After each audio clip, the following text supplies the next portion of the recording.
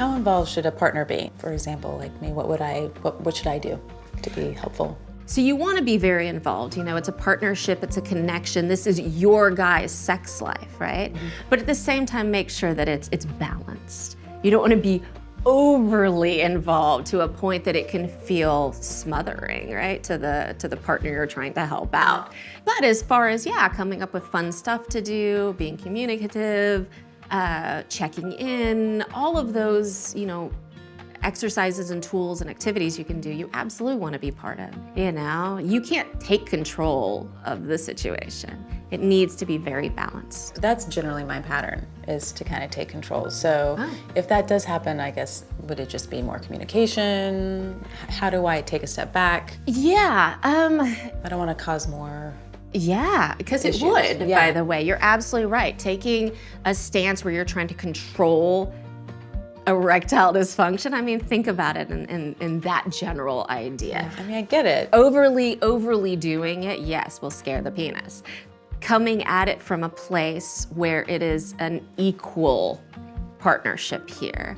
So if you do feel as a female that you're doing too much of the work, I would bring it into, hey, I feel like I'm doing a lot of work here and I don't want to be like doing that. What's going on? Like, I'm bringing us exercises and you never want to do them. Does that make sense? Yes, I mean, that opens lines of communication, because I think that is a common thread, is I'm like, well, I don't want it to be awkward, so I'll do more. Yeah. And then if I'm communicate clearly, you know what I've noticed, I'm doing more. Let's talk about this. Absolutely. Maybe, are you comfortable with this? Let's, it's all about conversation. Communication. It seems common that the partner can blame ourselves. Well, I'm not sexy enough, I'm not attractive enough.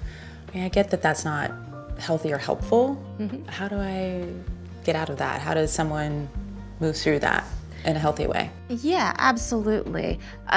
Part of it is realizing where those insecurities are coming from, and also that he has the same insecurities. He's taking blame for the erectile dysfunction in the room, just like you're taking blame for the erectile dysfunction in the room, and that it's really common.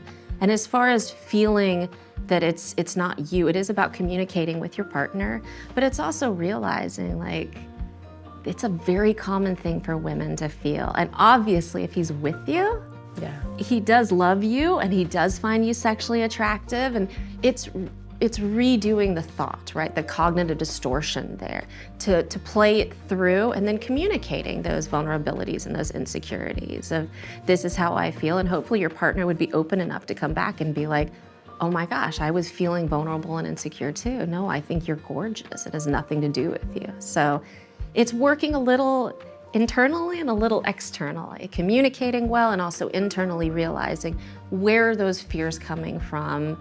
You already said, they're not valid, right? Mm-hmm. So it's realizing that they're not valid and working together to reach a different outcome and a different, way of thinking about stuff.